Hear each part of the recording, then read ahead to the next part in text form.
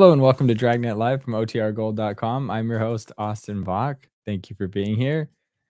Guys, today is a great day.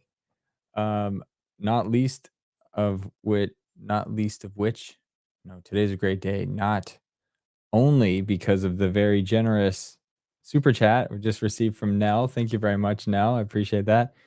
Nell's been a longtime listener and longtime supporter of this channel, and I appreciate that very much. Um, Not only that, but also last night, the longtime listeners of this channel know that this is my second old time radio channel. I originally created the old time radio archive, and I don't think I've shared the full story before, but way back in 2017, when YouTube changed the rules of the partner program, I uh I was demonetized. So I had monetization for maybe a couple months. I'd been working on the channel for about a year at that point. Just hit the threshold for the 1,000 subscribers threshold, and then a couple months later, they changed the criteria, and I got bumped. Um, no, I was in. Sorry, see, it was so long ago, 2017, that I forgot the criteria. I was monetized because they didn't have a subscriber threshold, but I was below 1,000 subscribers, so very early days. And then they changed the rules of the partner program to say you have to have 1,000 subscribers. And then I got booted. I'm like, hey, it's fine. My channel's growing. At some point, I'll pass 1,000. I did. I reapplied, and they said, nope, you can't be monetized. And it was a big bummer for me because I had spent all this time creating all this video content. I wanted to do stuff like this, build community around old time radio, but now without the ability to monetize it, uh, it's just a lot harder to make it your primary focus. Um, so I sat on it for a while and I was, doing other things. And it wasn't until I got laid off at Amazon in 2023 as one of the now like 40,000 people that were laid off. Um, that I thought, I'm gonna give this another shot, but I have to start a second channel and we're gonna redo everything. So that's when we started this. We were doing some random radio hour streams that were just jumping around from different episodes of different shows. And then we thought, no, let's just pick one show and listen to every episode until we've listened to the whole thing, and then we'll go to a different show. So we started with Dragnet, and now we're 227 episodes in of a 310 episode journey.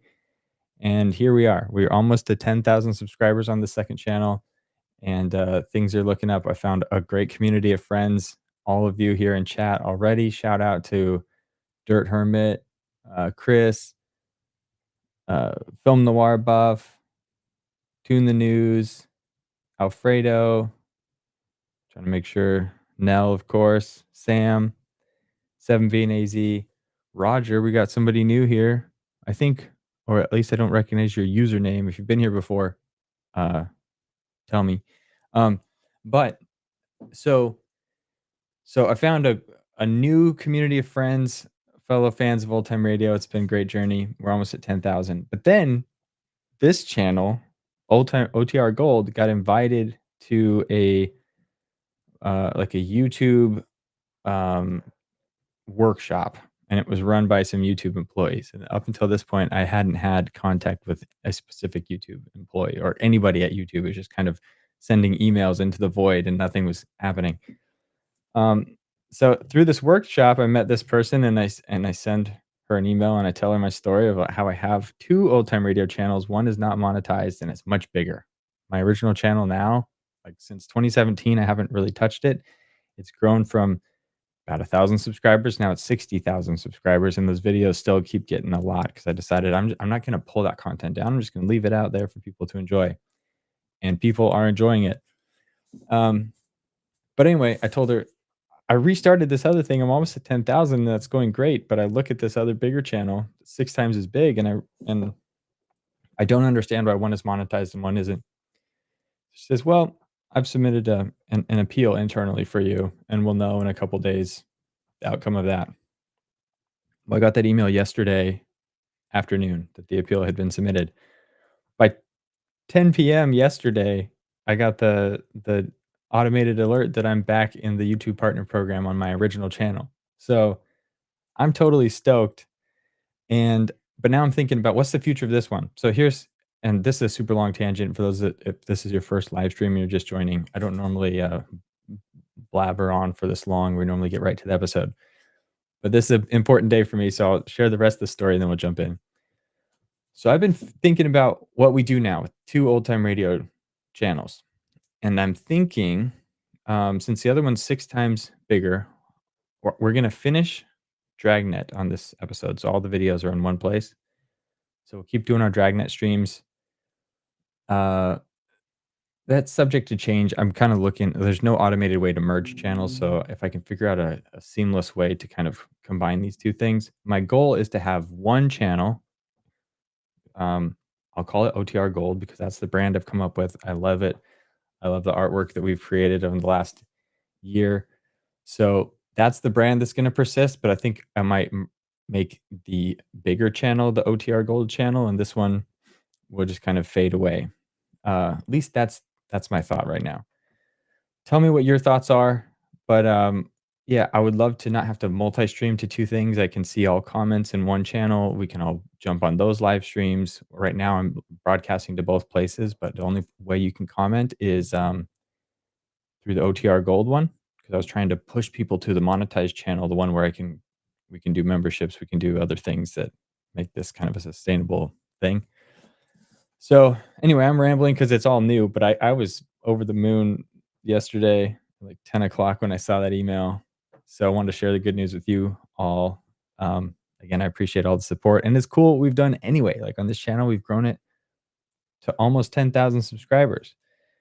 And we should pass 10,000 sometime soon. So let's pat each other on the back. I appreciate the support and everything that you guys all do by tuning in, super chats, memberships, everything. Just being consistent and being here is a big help, and I appreciate that very much. Okay. So that being said, we're now going to get into episode 227. Today's episode is titled "The Big Little Jesus," and this is a repeat, or it's not so much a rebroadcast because I think they re-record it, but they're using a script that longtime listeners have heard before. In today's episode, we're Detective Sergeant assigned to burglary division. We get a call that an important piece of religious art has been stolen from the oldest church in Los Angeles. There's no lead to its whereabouts, and our job is to find it. Today's episode originally aired December 22nd, 1953. So the rebroadcast, December 22nd, 1953. So with that, let me share my screen and get today's show started.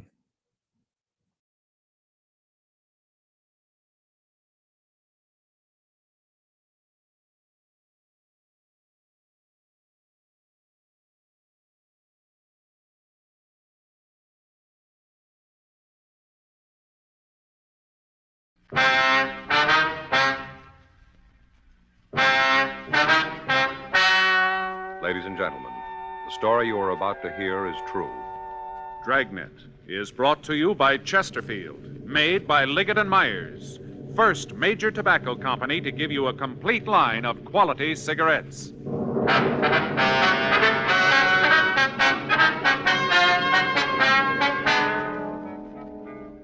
You're a detective sergeant. You're assigned to burglary division. You get a call that an important piece of religious art has been stolen from the oldest church in Los Angeles. There's no lead to its whereabouts. Your job? Find it. To sell a product, you have to make it good and keep it good. What do the latest reports show about Chesterfield? Well, our research laboratory has compared it with the leading cigarettes in the country. Chesterfield is highest in quality, low in nicotine. Another good reason why thousands of people are changing to Chesterfield every day. Smoke America's most popular two-way cigarette. Regular or king size, you'll find Chesterfield really mild, really satisfying. Best for you.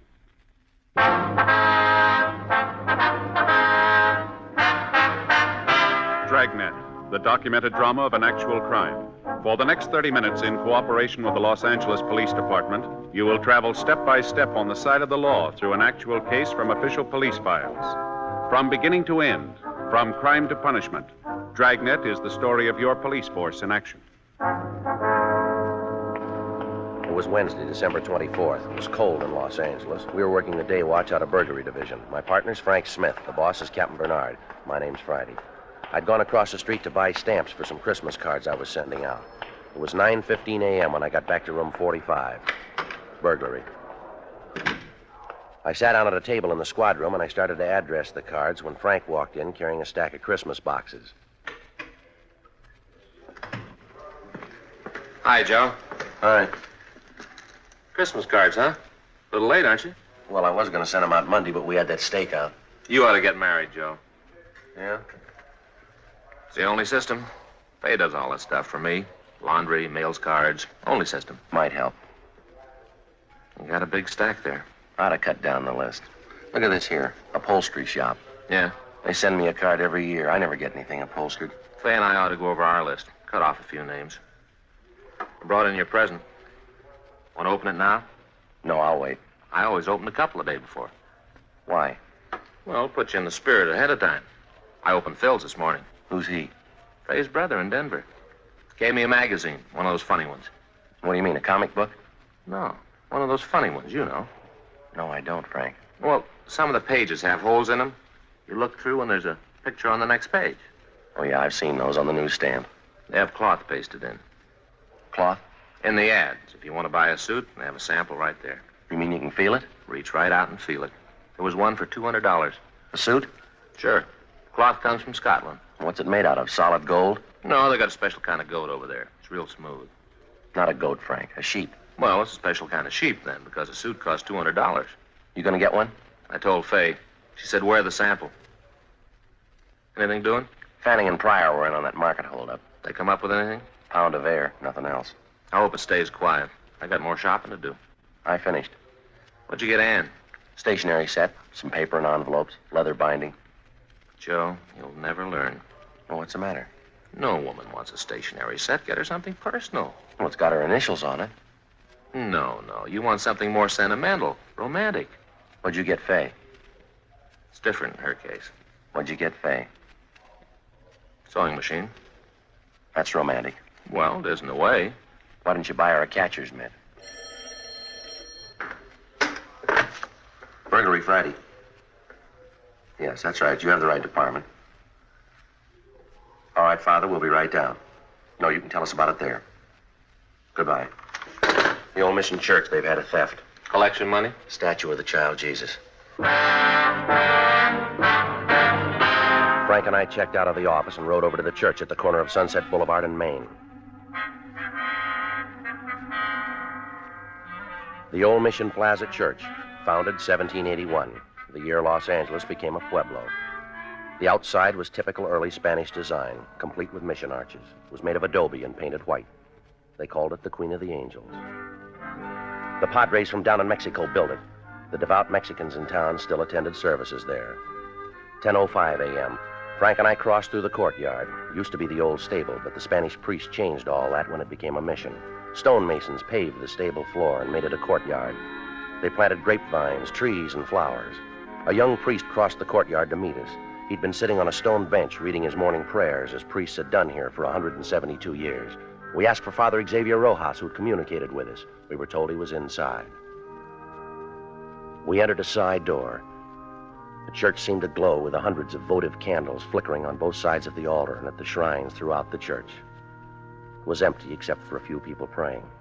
Surrounding the main altar were several old oil paintings in gold frames. The air was heavy with the scent of Advent flowers. We found Father Rojas up near the sanctuary, looking at the nativity scene. He told us about the crib. It was a $70 duplication of the scene at Bethlehem. The parishioners had taken up a collection for it 31 years ago. It was put up every year on December 22nd and taken down after the holy season. It was beautiful, except that one of the shepherds had lost an arm, the sheep was old and cracked, and the infant Jesus was missing. Father Rojas led us back into the sacristy. I'm sorry to bother you, man. It's all right, Father.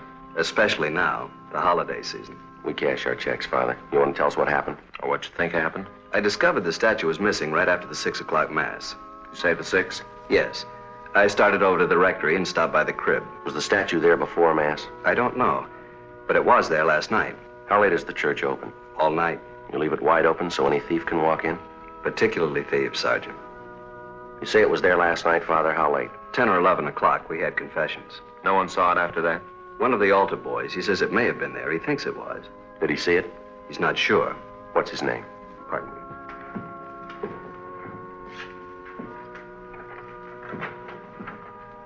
Here's the schedule. You'll find the names for every mass there.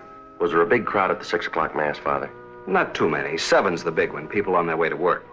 Did anyone stay after Mass, did you notice? Not especially. I came back here, took off the vestments. I suppose it was 10 or 15 minutes before I went back in the church. It was empty then?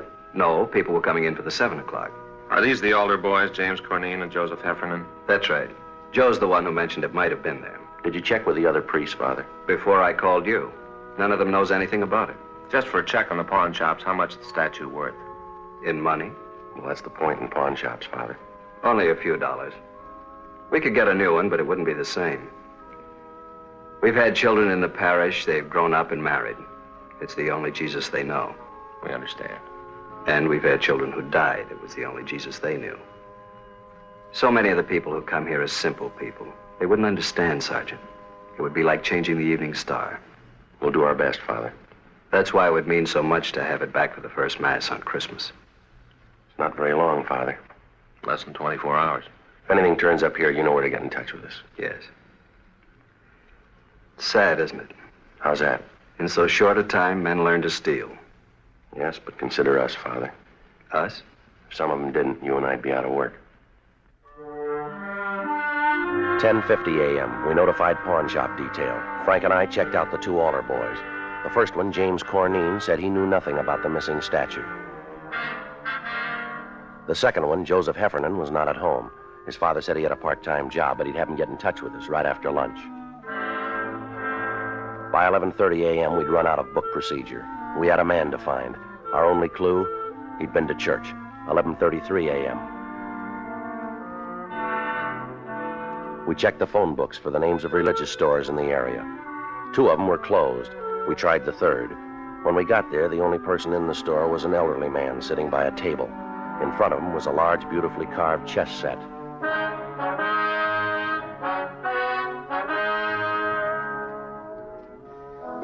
We're police officers. My name's Friday. This is my partner, Frank Smith. Great to see you. Caught me in the middle of a big chess match. Where's your partner? Up in San Jose. We've been playing for years. Same match? No, just 2 or 3 months on this one. What I meant was we've been playing different matches for years. I see. You know, we do it through the mail. I send him a move, he sends me one. Must keep you on your toes. Except during the holidays, the mail gets all fiddled up. That's no good. Guess not. Slows things down, that's no good. I like to catch him off guard. You Mr. Flavin? How do you know? We never met. Your name's on the window out front. Mr. Flavin, we checked the other 2 religious stores in this neighborhood. They're closed. This is the best one anyway. 50% European items. We're checking the stores around the Mission Church. For what? Statue of the Child Jesus. Do you have one we could look at? Sure. No, sir, a larger one. You don't want a larger one, unless it's for a church. That's where you want a larger one. Could we see it, please?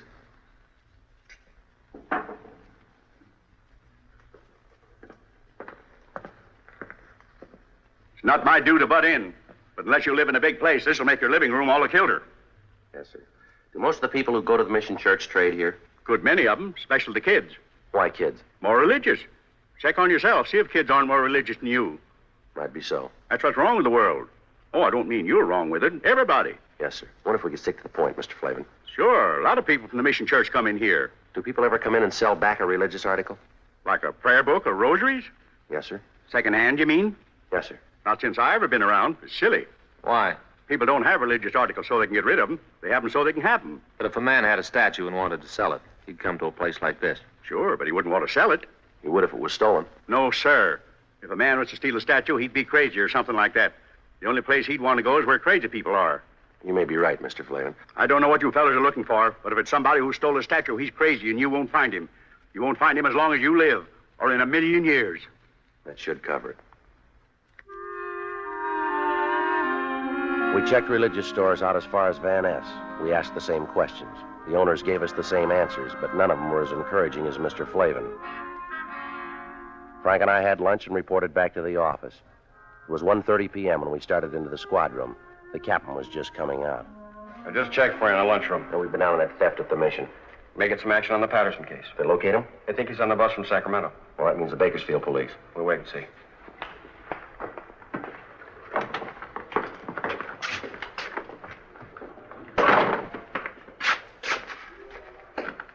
Are one of you fellas Sergeant Friday? He is. I'm Joe Heffernan. My father said you wanted to see me.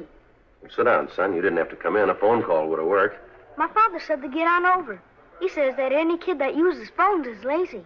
We want to ask you about this morning. You serve 6 o'clock Mass? Yes, sir. I'm senior boy, so I get the 6th. You're a senior and you take the early trick? Yes, sir. That way, if you receive communion, you get to have breakfast sooner. Father Rojas says you think the statue was there before Mass. I didn't look, but I have a feeling it was there.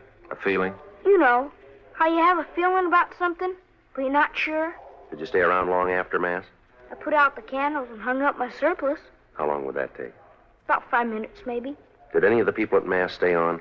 Some of 'em always do, especially ladies. Oh? Maybe they don't finish in time, or else they start new prayers. I don't know.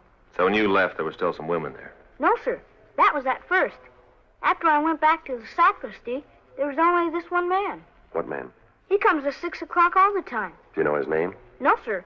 But he works down in Olive, you know, paint shop, where they paint signs. Could you describe him? Sort of medium. He was wearing a suit that didn't match. Didn't match? You know, different pants than coat. How about his age? Oh, he's pretty old. Take a guess. About 40, maybe. There's nothing particular about him. Then why'd you notice him? I've seen him before. And the bundle, I guess. The bundle? Out in front. I saw him when he was coming out. He had this bundle, and he almost dropped it. How large a bundle? It's hard to say. Come on, son. Was it large or small? The size of the statue? About that big. Yes, sir.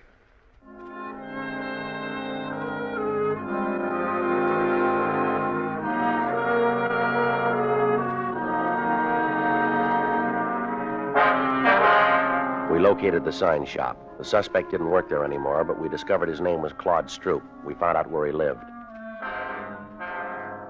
2:25 p.m. We arrived there. It was a hotel for men, mostly old men, mostly down and outers. It was called the Golden Dream. Police officers. We're looking for Claude Stroop. Hope Claude didn't get in any trouble. So do we. Is he in? No. He's got room 307. You can check if you like. We'll take your word. Were you on this morning? Huh? Yeah, the early shift. Well, we don't have shifts. My uncle owns the place. I'm the shift. Did Stroop spend last night here? Came in about 11. When did he leave this morning? Around 6, maybe before. Did he come back after? 8 o'clock or so. Then left. Supposed to be back at 10. And pulls this trick. What trick? Our program. He knows the other fellas need him. Program? You're here at the hotel. Every Christmas we have a program. Put up a tree and sing. They're mostly old fellas. Singing like that makes them remember back when they were kids. Then Jimmy Finn comes on. Jimmy Finn? He shares number 409. His family once had a lot of money, so he tells the fellas about it. Stories about Christmas. How they had this big log, and his grandfather used to start it up, and after dinner, everybody turned over his plate, and there underneath was a $20 gold piece. Brand new one. When Stroop came in this morning, did he have a bundle? I didn't see him come in. You said you saw him. I saw him go out after, but not come in. When was that? 8. If you want to look for a bundle, I could give you his key. We don't have a warrant. It's all right. I know about police. It's all right with me. It's not with us.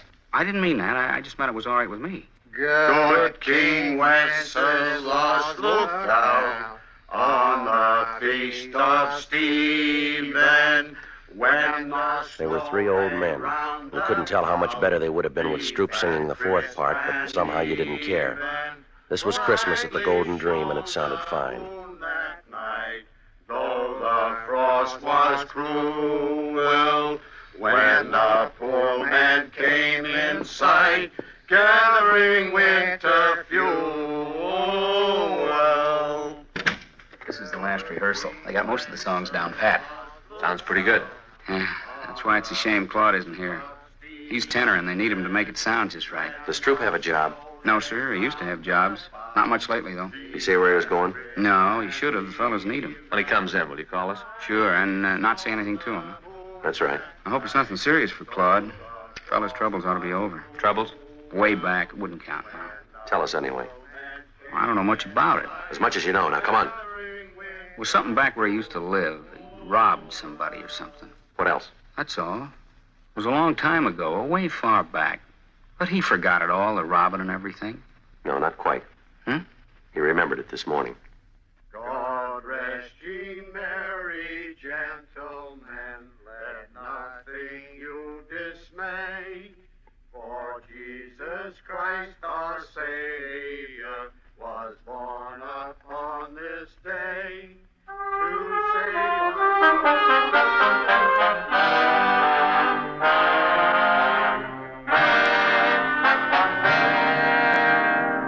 We went back to the office and ran Stroop's name through R&I. If he'd been booked anywhere, we had no record of it, at least not under that name. 4:15 p.m. Pawn shop detail reported back. No object resembling the statue of the child Jesus had been turned in. 4:18 p.m. I hung up the phone. Patterson's on that Sacramento bus. I thought Bakersfield had it. They were supposed to confirm. They did. Hop over to the station. What about Fanning and Pryor? They're still out. Well, they'll be back soon. When's the bus arrive? 6 o'clock. There's plenty of time for them to make it. There's more time for you. We're still in that theft. Can it wait? No. What is it? $10, $15 statue? When's the price determine a case? I realize it's a church statue, but that doesn't give it priority. It's important to them, Captain. Joe and I promised to get it back. What do you got on it? Nothing much. And why are you so big-hearted?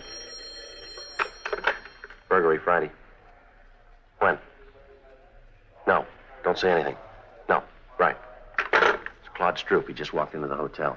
He's our suspect. Nobody's leaked to him? No. You'll keep. You can run him down tomorrow. It'll be too late then. They need it for the first mass in the morning, Skipper. It's kind of a big thing for them. I'm sorry. I can't juggle details around so you can get a statue back. If there's time later on, we'll do our best. Yes, sir. You better get over to the station. Yes, sir. Will you call Father Rojas over at the mission? Why? Tell him we're too busy to work on that statue. But we'll do it later. Tomorrow or when we get a chance. Why can't you call him? Well, we better get over to the station. If Patterson's on that bus, we don't want to miss him. All right, I'll call him.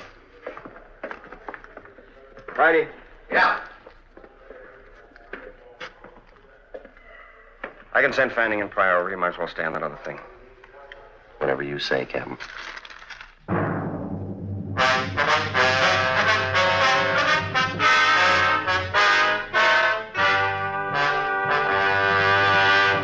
You are listening to Dragnet, the authentic story of your police force in action. There are good reasons why thousands of people are changing to Chesterfield every day. Why Chesterfield is the largest selling two-way cigarette in America. Why Chesterfield is best for me and best for you. People these days want facts. When you want people to use your product, you have to tell them what effect it has on people who do use it regularly. That's why a doctor has examined for almost 2 years a large group of Chesterfield smokers. 45% of them have, on the average, been smoking Chesterfields for well over 10 years. What is the effect on these people from smoking Chesterfield? No adverse effects to the nose, throat, and sinuses, says the doctor. Consider Chesterfield's record with these smokers, with millions of other smokers throughout America. Another good reason for you to change to Chesterfield. Regular or king size, Chesterfield is best for me, best for you.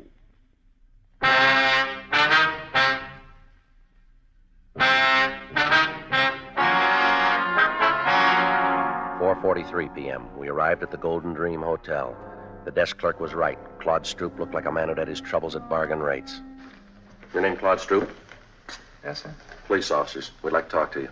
I didn't do anything against the law. Honest, I didn't do anything against it. You haven't been accused. I want to take you downtown. We'd like to talk to you. No, sir, I'm not going. I'm not going anywhere. I'm not going to talk to anybody. You're half wrong already.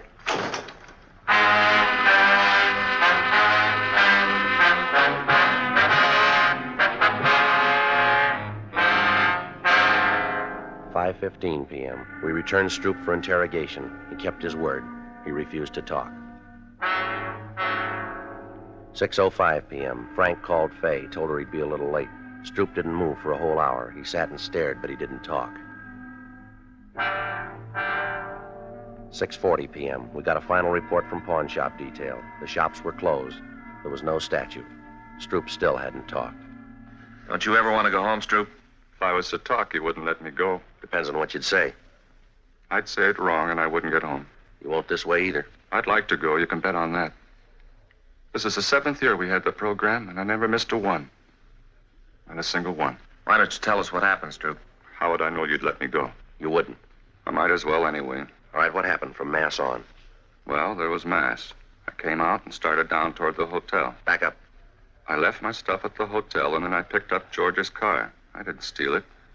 He said I could have it any time I wanted. Only this time I didn't ask him. I took it and started out. Yeah. I should have asked, but I just didn't. I went over to Grand Avenue for the Christmas bulbs for this fella sells them secondhand. It was coming out of the lot that I did it. Yeah. The bumper must have caught the other car. Didn't leave too big a dent, but there was this long scratch. I got out and tried to wipe it off with my handkerchief. You know, spit on it like. Only it didn't do no good. I didn't think anybody saw. I don't know how you fellas found out about it. I'll check auto records. Right. Stroop, we didn't bring you down here to talk about that. You didn't? No. There's a statue missing from the church. The statue of the child Jesus. You mean I took it? You took a bundle out of church? Yes, sir. That was my other pants for the program tonight. I had a place sewed up and there was a button off. You can check. But I wouldn't take a statue. I don't think you would either. He's clear at auto records. Go on home. For the program? You mean it's all right? Good night, Stroop. Good night.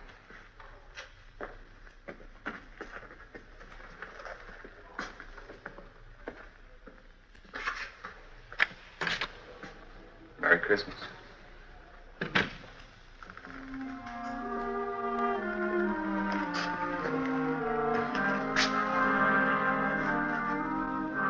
Where to? Well, I don't know. We could stay and work on it tonight. Wouldn't do any good. We won't find it. I don't think so. No use kidding the priest. Build his hopes up. Might as well go tell him now.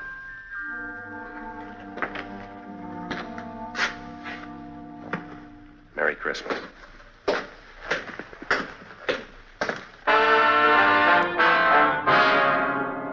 "7:27 p.m. We found Father Rojas. Frank told him how it was, that we couldn't get the statue back by morning, but that we'd keep trying during the week. He said he understood. We told him we had to get on. As Frank and I started to leave, the doors at the main entrance to the church opened.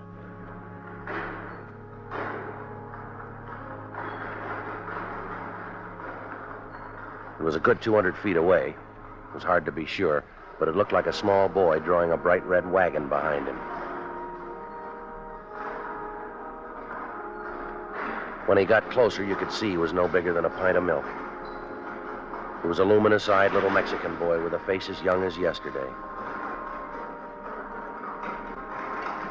The priest seemed to know him. Paquito?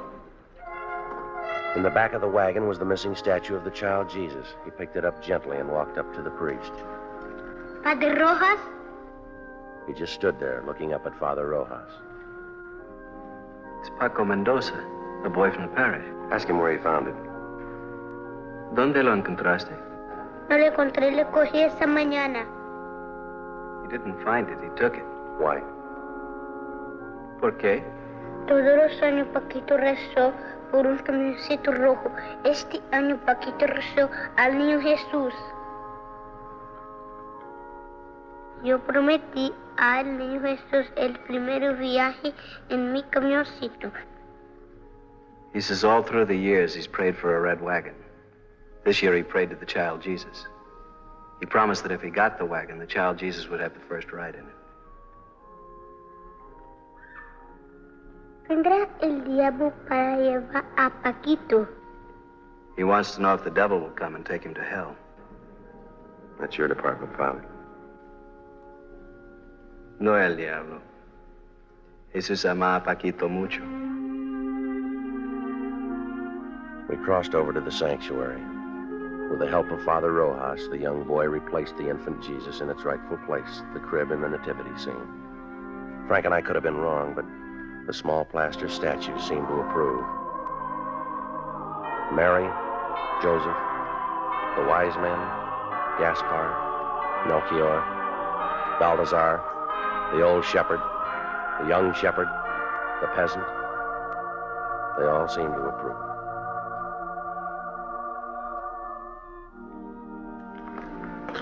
Vuelve a tu casa, Paquito. The priest told the boy to go home. He took hold of his wagon, started the long walk out of the church.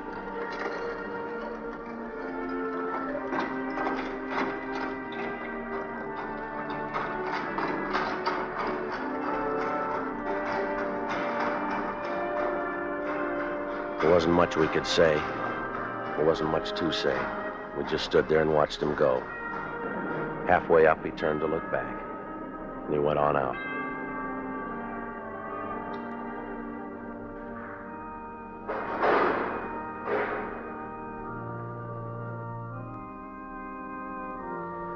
I don't understand how he got that wagon today. Don't kids wait for Santa Claus anymore? It isn't from Santa Claus. The firemen fix old toys and give them to new children. Paquito's family, they're poor.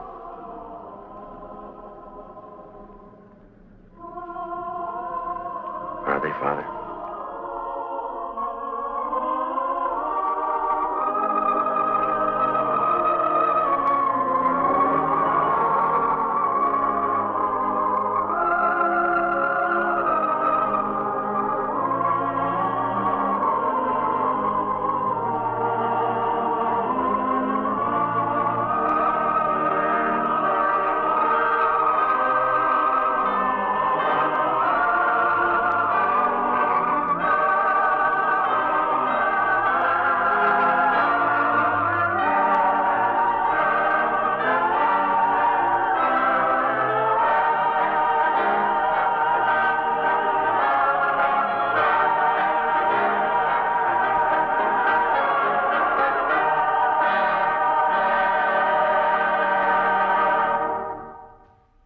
The story you have just heard is true. The names and locations were changed. Ladies and gentlemen, here is our star, Jack Webb. Thank you, George Fenneman. Friends, remember your cigarette dealer will be open right up to Christmas Eve, and he can take care of your last-minute shopping problems with Chesterfield's. Chesterfield's and the special Christmas carton featuring the covered bridge. And now, on behalf of the makers of Chesterfield, Liggett & Myers Tobacco Company, there are over 6,000 wholesale distributors and 1,300,000 retail dealers, and of course all of us on Dragnet. We'd like to wish you a very Merry Christmas.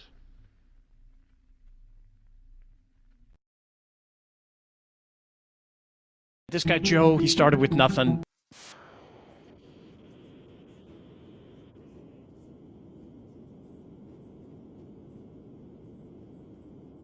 One second, guys. I gotta stop this little thing that's playing music somewhere.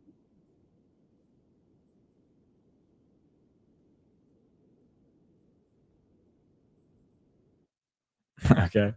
I think you guys caught the beginning of that other one I was streaming off YouTube, off my original channel. Like this guy Joe right here. All right. I was waiting for my outro. Again, I was waiting for Gershwin.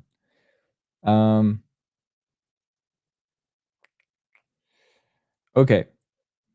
So the most beautiful radio play I've ever heard. Yeah, I like it. It's nice. No one was harmed. Baby Jesus got returned. It ended with some choral music. Just good, warm, fuzzy feelings. Thanks for everybody. Thanks today for joining, for being active in the chat, for sharing your favorite Christmas songs.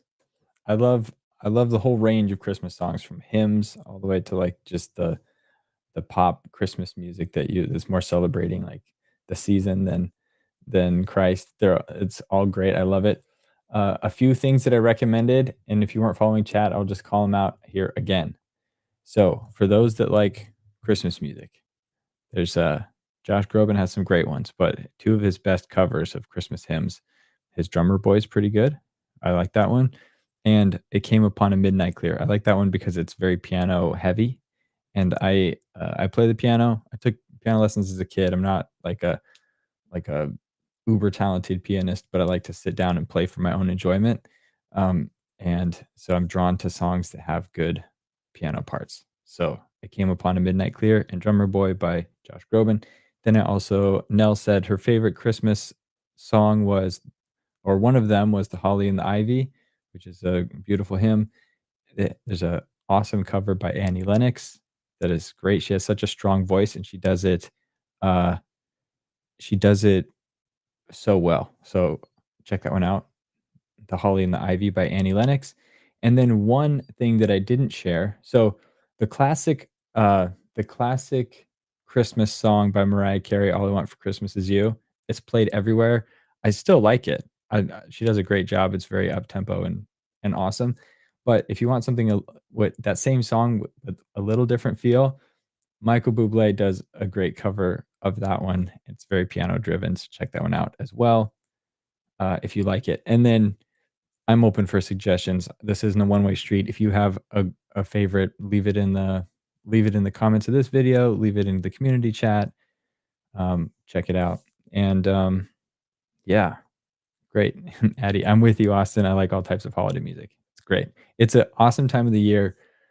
I won't say it's my favorite because I do like, the summertime and sunshine, but it's one of my favorites. It's just I like changes. I like the seasons. I like that we get to go from summer into fall. We have Thanksgiving here in the United States, and then we move right into like being grateful, into like ideally looking out for others and sharing love with those around us right into the Christmas season. So it's awesome.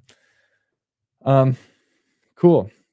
Again, thank you all for making this channel what it is. I'm glad that we get to begin another chapter back on the original channel and meet with those that are subscribed over there. Once I have a clear idea of what this transition looks like, I'll post something about it and we'll talk about it so we don't leave anybody in a lurch looking for us where they can't find us. So, all right. Thank you all. I hope to see you back on Friday. Until then, be safe, be happy, be good.